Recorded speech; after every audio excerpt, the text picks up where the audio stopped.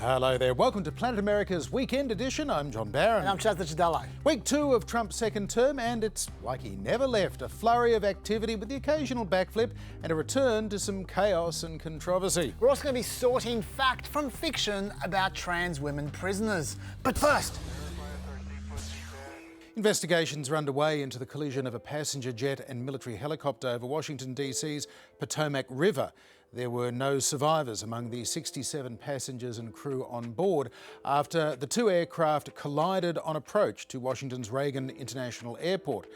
But certainly not waiting for any official findings or indeed much evidence at all is President Trump, who is prepared to blame several of his favourite targets, diversity, equity and inclusion policies, or DEI, and Democrats. On DEI and the claims that you've made, are you saying this crash was somehow caused and the result of diversity hiring? And what evidence have you seen to support these claims? It just could have been. We have a high standard. We've had a much higher standard than anybody else. And there are things where you have to go by brain power, you have to go by psychological quality. And psychological quality is a very important element of it. These are various very powerful tests that we put to use, and they were terminated by Biden. And Biden went by a standard that's the exact opposite. President Trump then went on to suggest that people with psychiatric problems and disabilities, including full paralysis, were air traffic controllers. In fact, the Federal Aviation Administration's diversity policies were the same under Biden as they were under Trump during his first term. They were updated at the start of Obama's second term in 2013. But they did not lower performance standards for critical roles. Still, Trump then started reading out conservative news articles about broader FAA employment policies. The FAA's diversity push includes focus on hiring people with severe intellectual and psychiatric disabilities. That is amazing. And then it says FAA says people with severe disabilities are most underrepresented segment of the workforce, and they want them in, and they can be air traffic controllers. I don't think so. No, neither do I, because it's a lie. To even start training to be an air traffic controller, you have to have a bachelor degree level of education and pass rigorous medical and personality tests. Yet, President Trump maintained it was, quote, common sense that diversity was to blame. Trump also blamed the crew of the Army Black Hawk helicopter for not seeing what was happening and avoiding the jet. They were on what's being described as a continuity of government training exercise. But how appalling for the President of the United States to be blaming dead service members without knowing all of the facts. That must be incredibly distressing for their families. And this whole affair was perhaps the most stark example yet of how Donald Trump is like no other president we've ever seen. His unfounded belief that he knows more than the experts, eerily reminiscent of his deadly mishandling of COVID. Not that long ago, this was the kind of thing that Americans and the world expected following a tragedy like this. President Ronald Reagan in 1986, following the explosion of the Space Shuttle Challenger. The crew of the Space Shuttle Challenger honored us for the manner in which they lived their lives. We will never forget them, nor the last time we saw them this morning, as they prepared for their journey and waved goodbye and slipped the surly bonds of earth to touch the face of God. If that had been Donald Trump, Chaz, he would have probably said, why were there two women and a black man on the Space Shuttle crew? And he'd be threatening NASA's budget by now. He is literally suggesting that diversity in air traffic control could have caused this crash by lowering standards and allowing people who lack intellect into critical roles. That is, of course, deeply prejudiced.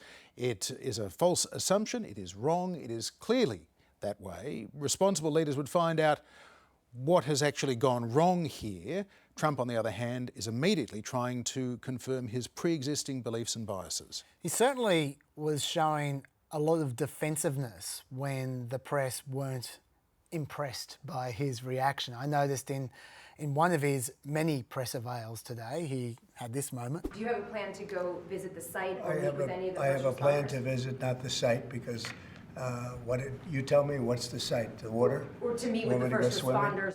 Yeah, there's a certain edge there. But to me, this is I react a little bit differently to you on this. I know you're not thrilled. I don't see the diversity thing as a Trumpism. I mean, he's definitely pushing it, but I see this more as coming from the Republican base. This is one of those moments, we've talked about this a bit, where Trump follows more than he leads. Like, Trump wasn't talking about diversity in 2016. The diversity thing came from Florida, essentially. It came from DeSantis, it came from Christopher Rufo, we've talked about him a few times, and the activist base. They made quite a deal about 3-4 years ago about diversity, and then Trump saw it was working well, especially for DeSantis, and he jumped on board, and now he's grabbed it with both hands and he's running as hard as he can. Yeah, I don't know where it's come from exactly and how it's evolved, but this is one where I feel like Trump is actually following the ball rather than leading it. I would characterise it slightly differently, Chaz. Yeah. I would say that this is, in talking about diversity now, Trump is finding a new way to articulate a long-held belief. We know that he believes in what's referred to as the racehorse theory, the idea that there are superior human beings and inferior human beings. Some people sometimes see this as sexism and racism. It manifests itself in many different terms. But Trump, when he talks about geniuses, and he said you need geniuses for these roles. When Trump starts talking about geniuses, referring to himself, his family, etc., he sees himself as genetically, intellectually superior. It's why he also exaggerates his physical health, his height, downgrades his weight, all that kind of stuff. It is about making himself in that category of superior and a group of others as inferior. And that is what he was talking about today. Yes, the language of DEI is new to him. The underpinning prejudice is not. That's a fair point. On that note as well, the person who I'm a little bit annoyed with is actually JD Vance. I mean, I'm not pleased with Trump, but by the time JD Vance got into it, it was starting to be a second round reaction, a second phase reaction to the story, and the DEI thing had gotten out, and there was about to be some pushback. People were saying there's no evidence at all that this had anything to do with DEI. And so JD Vance offered a second phase kind of reaction to justify Trump, and this is what he came up with. That when you don't have the best standards in who you're hiring, it means on the one hand, you're not getting the best people in government, but on the other hand, it puts stresses on the people who are already there. So even if the people involved have nothing to do with DEI, it's still DEI's fault. Yeah. And that to me is a bit insidious. It's pretty perverse logic. We do know from reports that Reuters is reporting, Associated Press reporting, that the air traffic controller involved was effectively doing two jobs at once. We also know the FAA has been struggling to recruit air traffic controllers and other employees. It is a stressful job. We know that. We don't know why this crash happened between a civilian aircraft and a military helicopter, what the training mission was. Were there communication problems? Were there human errors, technological errors? All of which we will find out, no doubt. Yes. That's the problem that I have fundamentally with, unlike Ronald Reagan, who in 4.5 minutes poetically explained what had happened and how Americans should respond to this tragedy. Instead, Donald Trump turns around and says, they're to blame. They're the ones that are to blame, and he didn't know what he was talking about. And that is where we continually see these examples of Donald Trump does not act like every other president. That's what some people love about him.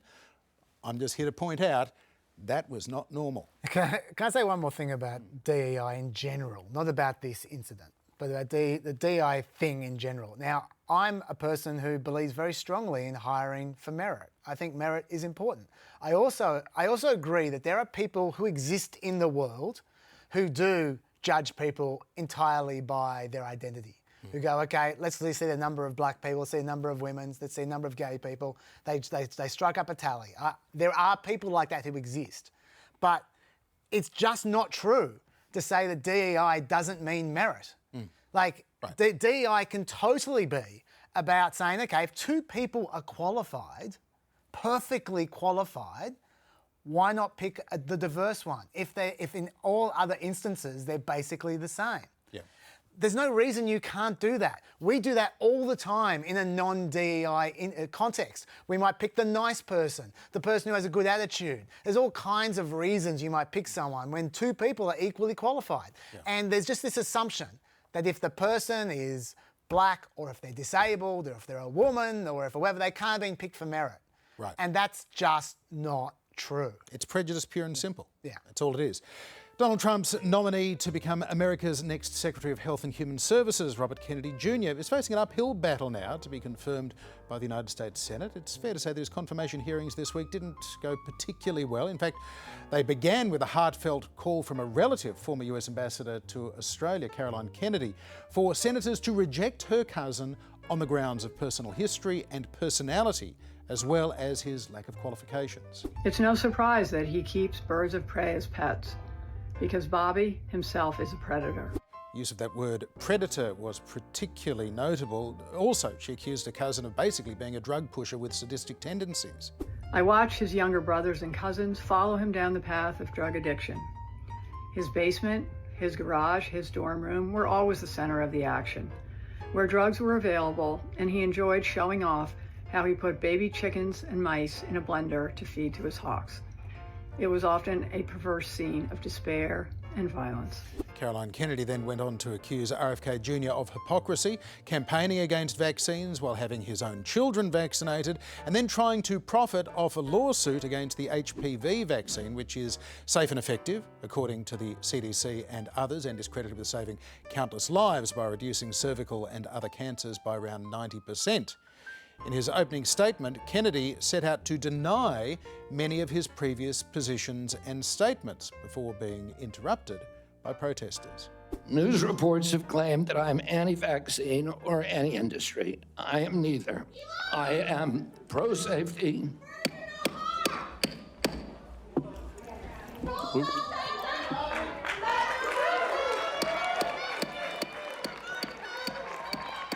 We'll have order. Please proceed, Mr. Kennedy.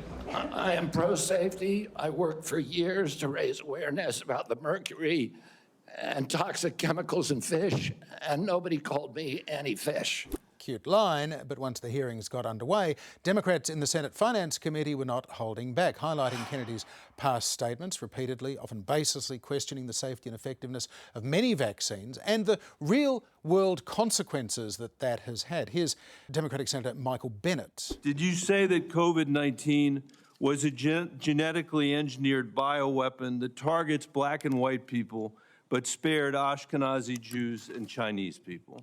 I didn't say it was deliberately targeted. I just quoted an NIH-funded and NIH-published study. Did you say that it targets black and white people but spared Ashkenazi Jews? I quoted a study, Your Honor. I quoted an NIH study that showed that I'll take that as a yes. I have to move on, I have to move on. Did you say that Lyme disease is highly likely a materially engineered bioweapon? I made sure I put in the highly likely. Did you say Lyme disease is a highly likely militarily engineered bioweapon? I probably did say that. Did you say that? And that's what the developer of I Lyme want all disease of our said. colleagues to hear it, Mr. Kennedy. I want them to hear it. You said yes. Did you say that exposure to pesticides causes children to become transgender? No, I never said that. Okay, I have the record that I'll give to the chairman, and he can make his judgment about what you said.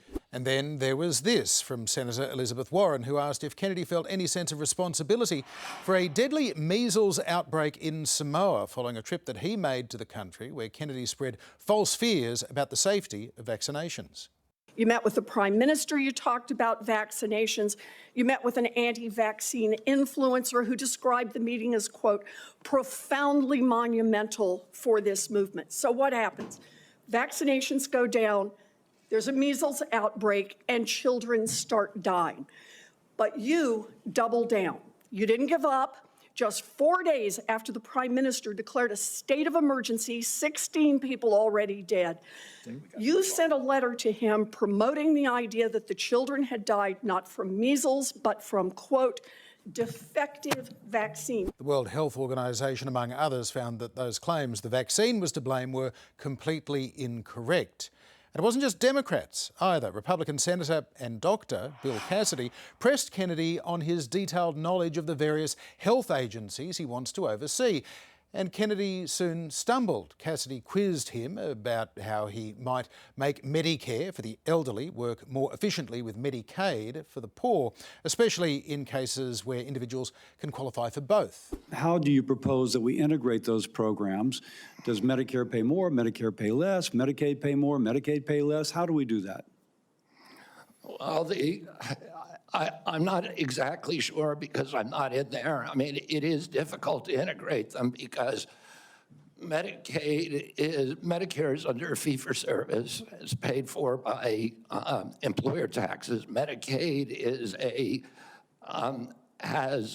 fully paid for by the federal government, and it's not fee-for-service. So I do not know the answer to that. I look forward to exploring options with you. Republicans, again, are looking at ways to potentially reform Medicaid to help, pay for President Trump's priorities, but to improve outcomes. What thoughts do you have regarding Medicaid reform? Most people who are on Medicaid are not happy. The premiums are too high. The deductibles are too high. The networks are narrow. And so it went on. The trouble is, Kennedy got some fundamentals about Medicaid wrong. The vast majority of Medicaid recipients don't in fact pay premiums or gap fee deductibles. It's funded mostly by the federal and state governments. And all in all, Chaz, not a particularly impressive performance. It did show a lack of understanding about the system that he wants to run and reform. He sometimes conflated Medicare with Medicaid. Easy to do. Not a great look, though. He can only afford to lose 4 Republican votes if he doesn't gather any Democratic support, and that's pretty short right now. So the confirmation, you'd have to say, on a bit of a knife edge. Yeah, look, not every Democratic attack was a winner. Bernie Sanders drew, I think, unwanted laughter from the gallery when he pursued, I would say, an overly aggressive line about some onesies being sold by a company that RFK no longer runs. One of them is titled Unfaxed, Unafraid. Next one, and they're sold for $26 a piece, by the way. Next one is No Vax, No Problem. Can you tell us now that you will, now that you are pro-vaccine, that you're going to have your organization take these products off the market? Senator, I have no power over that organization. I'm not part of it. I resigned from the board. Yeah, that was just a few months ago. You founded that. You certainly have power. You can make that call. Are you supportive of this? I've had nothing to do with leadership. Are you supportive of these onesies? I'm supportive of vaccines. Are you supportive of this clothing, which is militantly anti-vaccine? Are you supportive of the onesies? Is the onesie supportive of you? Still, $26. That's not bad value for a onesie. Yeah, look, I'll buy a few. Sure. I'd like to see that phrase, are you supportive of the onesies, on a onesie. And now I'll definitely buy that one. But anyway, look, yeah, I agree with you that the interaction with Senator Cassidy was the one that drew the most blood. Although I'm not sure that the Medicaid, Medicare confusion was quite the smoking gun that's been portrayed, because while you're right that most Medicaid recipients don't pay premiums, unlike Medicare, Medicaid does actually charge premiums for some people, just not for people whose income is below 150% of the poverty line, and the premiums and cost sharing can't exceed 5% of their income. But still, research does show that even those low premiums are a barrier to obtaining and maintaining Medicaid coverage. So what RFK said is not wrong, even if it's an accident. That is completely wrong. That's right. But look, having said that, Senator Cassidy's questioning, where he wasn't attacking about onesies, he was just politely asking RFK details about his plans for the healthcare system, it really did expose that RFK has no ideas at all and seems completely out of his depth. So that was very effective. I wish all hearings were conducted like that. Yeah, less confrontational, just more open-ended questions. What are you going to do? Exactly. We should also point out, though, why Senator Cassidy was doing that. Senator Cassidy is a real concern for RFK generally, because before he was a senator, he was a doctor who was so affected by an 18-year-old patient with liver failure from hepatitis B that he spearheaded a vaccination drive against hepatitis B for 36,000 kids. Now, by contrast, RFK has said that hepatitis B vaccine is actually only given to children because the pharmaceutical company Merck colluded with the government to get the shot recommended for kids after their target market, which according to RFK was prostitutes and homosexuals, weren't interested in the shot. So Cassidy probably isn't a great mate of RFK's. He's a Republican though, yes. So he can't go too hard. So he's choosing this above board, killing him with kindness strategy to kill him, I think. Yeah. And so you got Murkowski, you got Collins, and I reckon you've got Cassidy there trying to undermine him. Yep. That's 3 votes against him. Maybe Mitch McConnell, maybe Tom Tillis, or a few others. As you say, you just need one more. So it's going to be really close. Yeah, and Bill Cassidy, of course, was one of those who did vote to impeach Donald Trump in the Senate as well. He's one of the very few Republican senators right now who is prepared to push back against Donald Trump. Others just taking the view that Donald Trump was seen as unqualified and ill-informed and spreading conspiracy theories and all those sorts of things, and the American people voted for him. So if he now nominates somebody who is unqualified, uninformed and prone to conspiracy theories, well, he's entitled to get that person. That's the prevailing logic. This guy has an agenda. The people voted for the agenda. Let him do it. Look, and I don't mind. I mean, you don't want to have people who are completely unqualified. Like I could cite a few examples, but I mean, it's democracy. You know? Like this is how it works. When you elect someone, you get what they want. I was just going to say though that when we're talking about numbers. We said this last year, the Democrats losing that extra seat in the Senate so that the Republicans have 53 seats and 52 seats, that 4th vote is always the hardest one. It's a lot easier to get 3 votes defecting than 4 votes. And I wouldn't be surprised if this ends up being 50-50 again, but we'll see. Yeah, indeed. And just quickly, Caroline Kennedy's attack on her cousin, so interesting. Last year, we saw RFK Jr.'s elder sister, Kerry Kennedy Townsend, running the line that most Kennedys have run against RFK when he's running for president, now running to be in Trump's cabinet, that we love our brother/cousin, but we don't think he's qualified for this job. Caroline Kennedy said RFK Jr. is a predator. She said it multiple times. Now, usually when the term predator is used, it's a lot more sinister than somebody she's just comparing to the birds of prey that he likes to keep. She used that as an analogy. To me, the implication was that, without saying it, she was suggesting that there is something even more sinister about him. And she made that very, very clear, as well as saying he's unfit and unqualified and a hypocrite who's cashing in on this, who, tells people you shouldn't have your kids vaccinated, but I had my kids vaccinated. Yeah. And Kennedy used that in his own defence in this hearing. But I'm not anti-vax, I had my own children vaccinated. He is on the record as saying, if I could take back those vaccinations I gave my children, I would pay any amount of money in the world to do it. Yeah, he's slippery. He is slippery, but he's also completely contradicting himself. So we'll see how this pans out in the days ahead. Meanwhile, 2 of Donald Trump's other controversial cabinet picks have faced their Senate confirmation hearings this week. This is former Democratic Senate candidate and Congressmember Tulsi Gabbard, who's nominee to be the next Director of National Intelligence, and Trump loyalist Kash Patel. He's a former federal prosecutor who's now his nominee to become Director of the FBI. Gabbard, of course, has been accused of all sorts of things, being a Russian asset by the likes of former Secretary of State Hillary Clinton. She's been criticised for holding a meeting with the then Syrian dictator Bashar al-Assad, working against US national interests. Well, Gabbard forcefully rejected those allegations in her opening statement to senators. Accusing me of being Trump's puppet, Putin's puppet, Assad's puppet, a guru's puppet, Modi's puppet, not recognizing the absurdity of simultaneously being the puppet of 5 different puppet masters. The same tactic was used against President Trump and failed. So again, a similar line. You don't like me because I'm so much like Donald Trump, who nominated me, who wants me to do this job. Gabbard also attacked critics like former Director of National Intelligence James Clapper and CIA Director John Brennan, who've also talked about her being in the pocket of the Russians. She also talked about intelligence failures leading up to the Bush administration-led invasion of Iraq. She faced plenty of tough questions as well about the excuses that she has given for Russia's invasion of Ukraine. As well, interesting, a lot of questions about her support for Edward Snowden, the American intelligence contractor and leaker who now lives in Russia.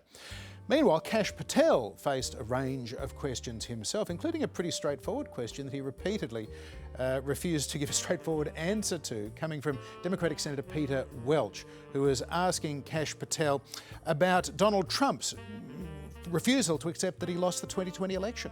Do you agree with him that the election was stolen in 2020? Senator, millions of Americans expressed concern going back to multiple elections over election integrity. Can you say the words, Joe Biden won the 2020 election? Joe Biden was the President of the United States.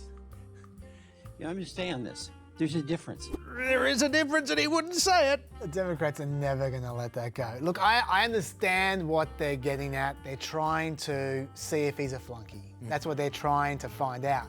But honestly, that's not the knock on Kash Patel. I'm not saying he's not a flunky, but I'm saying that's not the knock. The knock on Kash Patel is that he's auditioning to be the FBI chief there, and he's got an enemies list. Right. That's the problem. Well, I don't know. Some would say that's in the finest traditions of the FBI. J. Edgar Hoover had a few enemies lists in the day. Maybe that qualifies him. Yeah. But getting back to Tulsi Gabbard, the Democrats have definitely been combing through her past, so have the media. Only this week, the New York Times ran a story that claimed when Gabbard was in Syria, US intelligence intercepted a call between two Hezbollah officials who said that she'd met with, quote, the boss or the big guy. Interesting, they weren't sure which of these two very different things these two people said. But anyway, the big guy wasn't the big guy Joe Biden? Yeah, maybe. What was he doing in Syria? Anyway, the intelligence officials assumed the person in question was a senior Hezbollah official or a high-ranking Lebanese government official with strong ties to Hezbollah.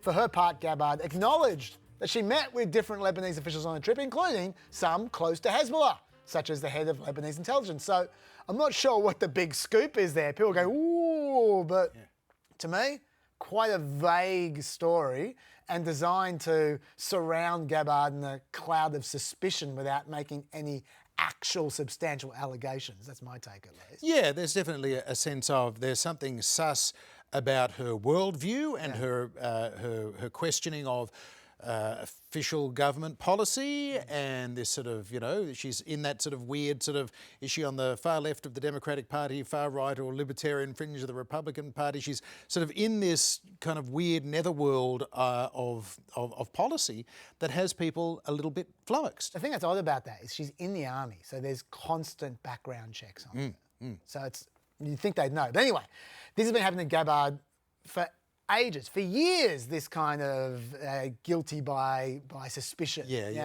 And which is why it was so important that she got this statement of support from the chair of the Senate Intelligence Committee, Tom Cotton. I do hope, though, that we won't see anyone questioning her patriotism. Hillary Clinton has basically called her a traitor in the past. This is a woman who served more than 20 years in our nation's army. She's passed 5 different background checks. I reviewed the latest one. It's clean as a whistle. It's fine for people to have policy differences and ask questions about those differences. I hope no one would impugn Ms. Gabbard's patriotism or her integrity. That, by the way, is a notable defence because Tom Cotton loves war hawkery more than he loves Trump. So he's a good ally for Gabbard to have. Gabbard's biggest problem, though, involves Section 702 of the Foreign Intelligence Surveillance Act. We've talked about this a bit. That's a provision that allows US intelligence to undertake limited data collection from Americans. Now, Gabbard voted against its renewal back in 2020. She's been a very prominent critic about it. Her past criticisms of Section 702 are proving to be a real issue amongst Senate Republicans on the Intelligence Committee. Surprise, surprise. The Intelligence Committee likes surveillance. In fact, she was allegedly told it could cost her her confirmation. So a few weeks ago, Gabbard suddenly decided she now supports Section 702. Wow. She says the program's now crucial and must be safeguarded to protect our nation while ensuring the civil liberties of Americans. Well, That's a very different line from Gabbard. She explained this evolution by saying, my prior concerns about Pfizer were based on insufficient protections for civil liberties, particularly regarding the FBI's misuse of warrantless search powers on American citizens. Well, significant Pfizer reforms have been enacted since my time in Congress to address these issues. Sure, whatever you reckon, Tulsi. But this is really important because the Senate Intelligence Committee is split 9-8 between Republicans and Democrats, which means she can't lose a single Republican vote to get through the committee. And the same committee just happens to include Susan Collins as a Republican, who's shown no hesitation to vote against Republicans before. In fact, she usually doesn't vote for Republicans. And also, she happens to be a big fan of, you guessed it, Section 702. So this could get real tight. How tight? I'll tell you how tight. How tight? The MAGA types are trying to make the vote non-anonymous. The Senate Intelligence Committee usually has an anonymous, a secret vote. They try and make it a public vote. Why? So they can publicly pressure Senator Collins. Yeah, Because I don't know that it's such a big secret as far as intelligence goes. If it's a 9-8 vote not to confirm, Susan Collins voted against Tulsi Gabbard. Look, that is true, you're right, but just the fact they're trying so hard suggests to me that they know they're in trouble as well. Yeah, and how Susan Collins responds to that attempt to pressure her will also be rather telling as well. I should say that it's possible for her to be nominated even if she doesn't get through, confirmed even if she doesn't get through the committee, but it's just a lot harder. Yeah, it doesn't augur well. Meanwhile, Kash Patel, despite the concerns about him, looks as though he is going to be confirmed as the next head of the FBI. Meanwhile, in a pretty major backdown, the Trump administration has rescinded a controversial Office of Management and Budget memo that threw trillions of dollars of federal aid into doubt this week and spread plenty of chaos and confusion across the country.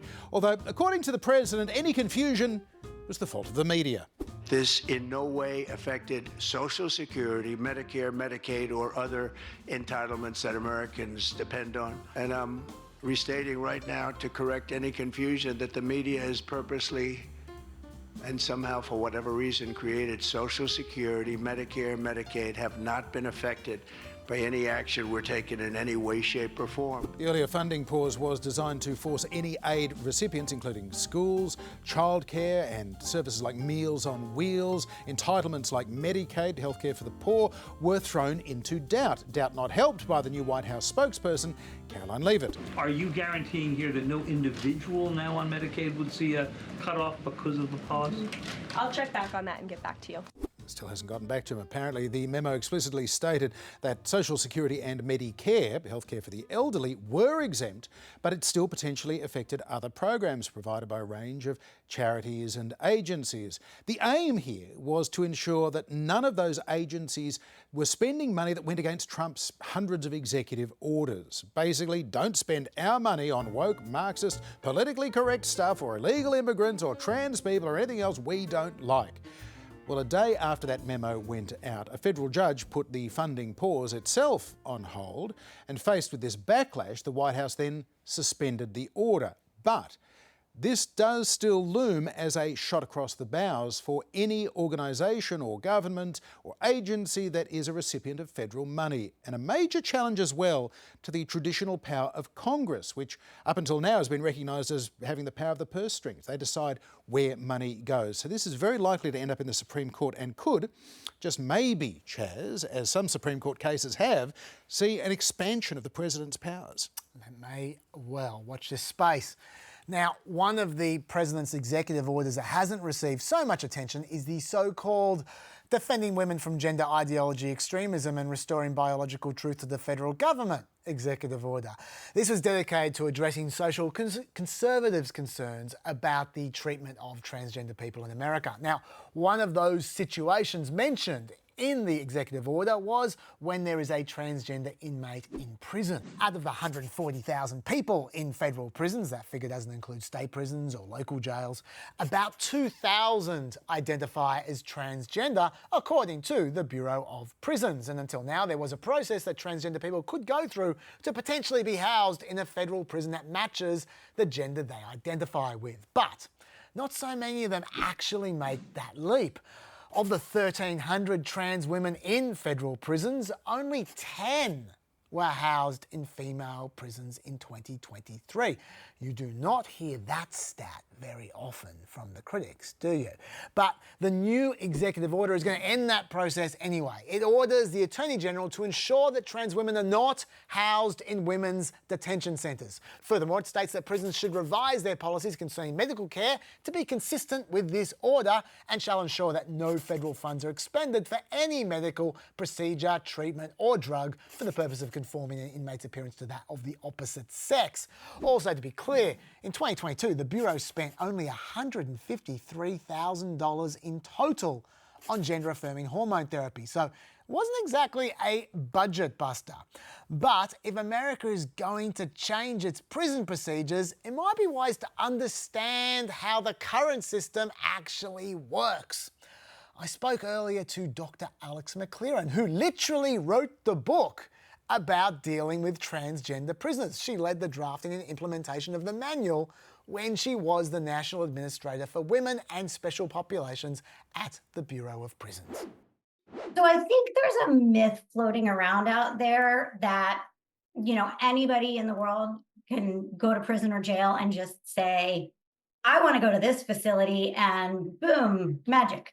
And that's not true because that's not safe for anybody, whether we're talking about transgender issues or anything else. We set up a process. Are you taking classes? Are you volunteering your time? Are you doing something that is productive for you, that is commensurate with what staff recommend, what is good for your well-being? If you have any mental health issues, are they well managed? And pretty importantly to safety, are you staying out of trouble?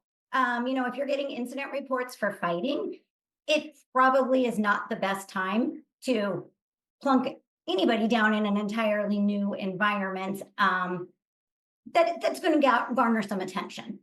Another bit of misinformation that seems to be floating around is that it's one person's rights at the expense of everybody else's. And I can't think of a time that I was ever involved with anything like that. That, again, that's not safe, nor is it kind or good or based in science.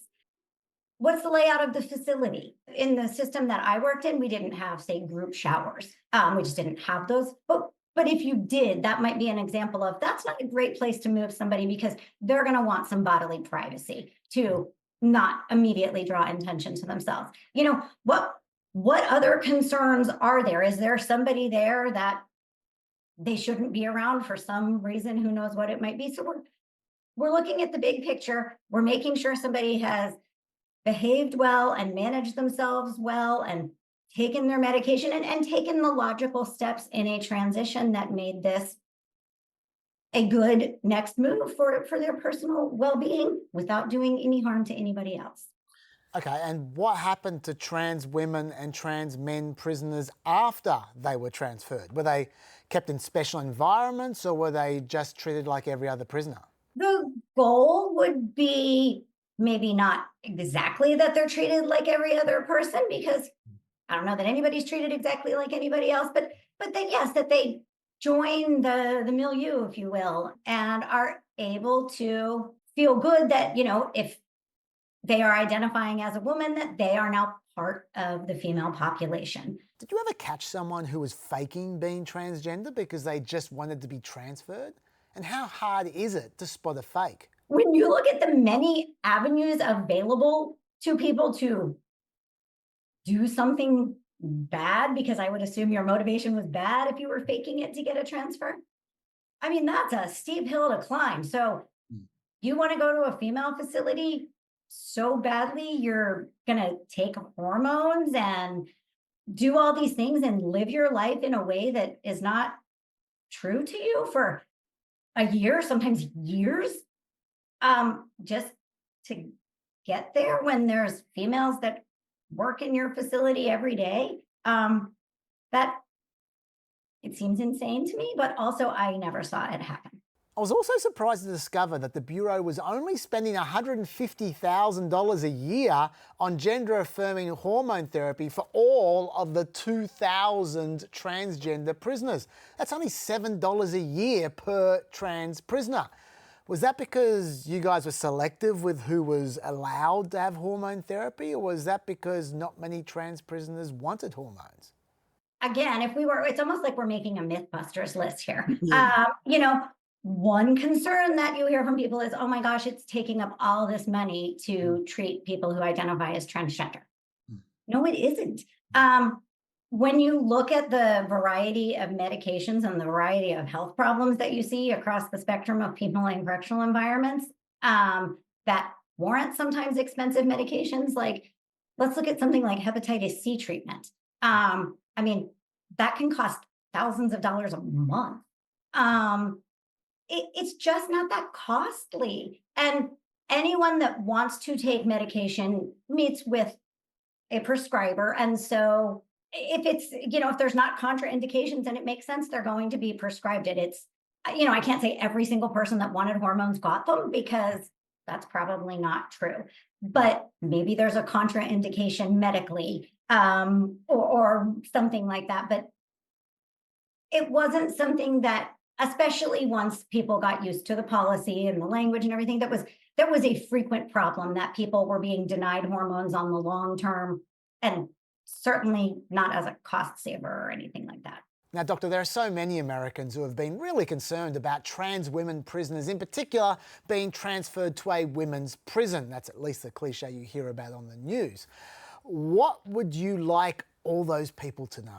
It's a falsehood that there is some or one or a group of big burly men putting on lipstick and sneaking their way into women's prisons because they want to rape people. It's just not factual, and it's so easy to disprove.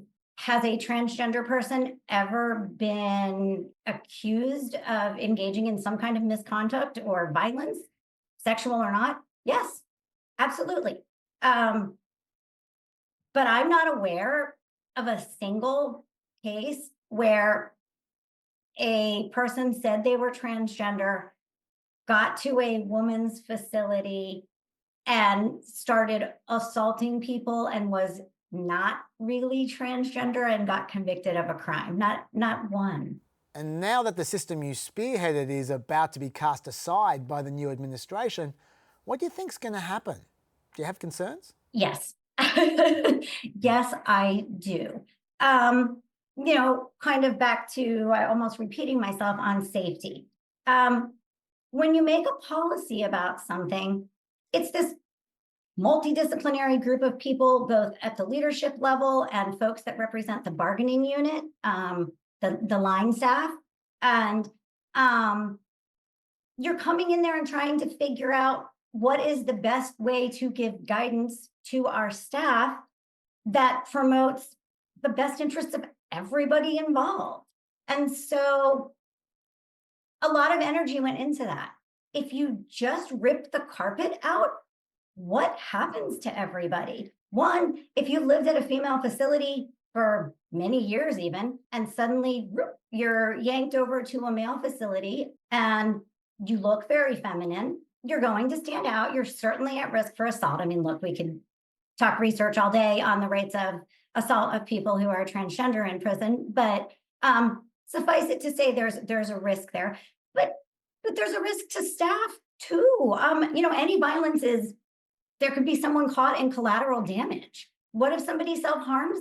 Talk to some people and think about how it's going to work instead of just make a drastic change without thought, because people can and do get hurt. We are just about out of time, Chaz, but before we go, an update for you on the corruption case against the former Democratic Senator from New Jersey, Bob Menendez, after being found guilty of taking bribes of cash and gold and supporting the interests of Egypt from his senior Senate positions. He has been sent to jail for 11 years. And Menendez was caught red-handed. FBI agents who searched his house found $400,000 cash, some of it stuffed inside boots in the pockets of clothing, jackets that had his name on them, as well as gold bars worth an estimated $150,000. But the disgraced former senator they now call Gold Bar Bob claims he's the real victim here, and it's the justice system that's corrupt, not him. And he now seems to be fishing for a presidential pardon. President Trump is right. This process is political, and it's corrupted to the core. I hope President Trump cleans up the cesspool and restores the integrity to the system. Are you going to ask Are you going to ask for a pardon? He's seeking a pardon, Senator Menendez? Yeah, I think that's pretty obvious. In fact, he'll probably get made ambassador to Egypt after all this, Jess. Yeah, he loves Trump now, as does Eric Adams, who's also probably heading to jail for corruption soon. What a coincidence, those two. Great mates of Trump all of a sudden. How interesting. That's it for Planet America's Weekend Edition. We'll be back on ABC News at the same time next week, and our midweek program on ABC TV Wednesday night around 9:40 p.m. And if that's too late for you, we're on ABC iView from 9 p.m. You'll also find us on YouTube and Facebook. See you there.